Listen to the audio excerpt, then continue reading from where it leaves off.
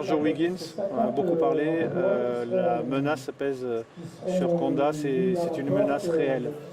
C'est une menace réelle parce que le groupe Lecta n'a pas vraiment de projet industriel. Le seul projet qu'il a uniquement aujourd'hui, c'est d'essayer de faire payer son projet par l'État et par les pouvoirs publics, et sans vouloir donner exactement les finalités et sans donner de garantie à moyen terme sur la vision et la continuité de l'industrie. Donc la difficulté est là aujourd'hui. On est très inquiet pour l'avenir et l'emploi, bien sûr. Il y a à peine 500 salariés maintenant. Il y a à peine 500 salariés, oui, il y en avait plus de 600 il y a quelques années. Inquiet, oui, inquiet pour l'emploi parce que le groupe Lecta a toujours été plutôt à vendre. Donc on se pose la question si demain il n'y aurait pas un fonds vautour qui viendrait racheter la majorité de Lecta et qui vendrait le groupe Lecta en pièces et ferait payer aux contribuables français la difficulté et la fermeture de Condat, qui est dans le groupe Lecta la seule unité qui n'est pas bénéficiaire.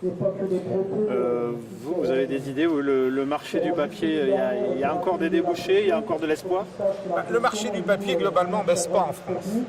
Voilà, la difficulté elle est là. Tout le monde dit le papier. Demain, numérique. Voilà, il y a le numérique, mais demain la difficulté c'est qu'on va arrêter un certain nombre de produits en plastique, les gobelets et tout ça à usage unique.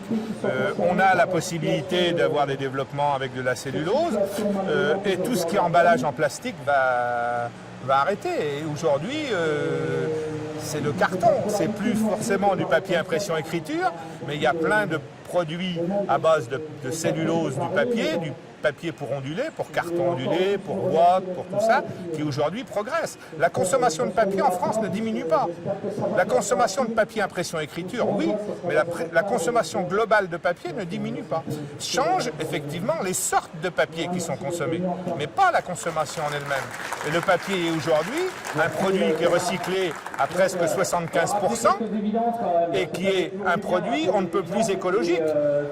Ils utilisent les chutes de bois et un arbre, quand on le coupe, si on le gère la forêt un peu sérieusement, comme on sait faire dans nos pays européens, il repousse.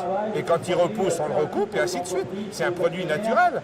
Et aujourd'hui, les papeteries, avec les stations d'épuration et tout ce qui a été mis en place, sont des usines propres.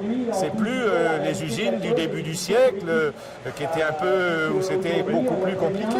Aujourd'hui, le papier est un produit, nous à la Fédération et un certain nombre de personnes pensent que c'est un produit d'avenir, parce que c'est un produit recyclable et c'est un produit qui se régénère. Non pas comme le pétrole, au jour où il n'y aura plus de pétrole, il faudra bien qu'on trouve une solution. Voilà. Merci beaucoup, monsieur.